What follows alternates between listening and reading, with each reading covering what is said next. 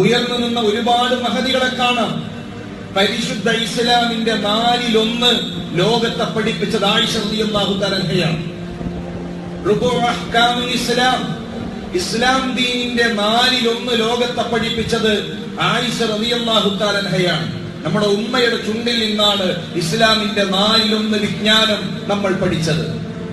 ഇമാം മാലിക്കിന്റെ സദസ്സിൽ മഹാനായ ഇമാം മാലിക് റഹിമഹുള്ള സനദ് വായിക്കുമ്പോൾ സനദിൽ അബദ്ധം കേട്ടാൽ ബെഞ്ചിനടിക്കുന്ന ഒരു ശബ്ദം കേൾക്കും. ഇമാം മാലിക് സംസാരം നിർത്തും. ഉടനെ സദസ്സിൽ നിന്ന് മറയുടെ പിന്നിൽ നിന്നൊരു ശബ്ദം കേൾക്കാൻ ഉപ്പ വായിച്ച സനദിൽ ഒരു അബദ്ധമുണ്ട്.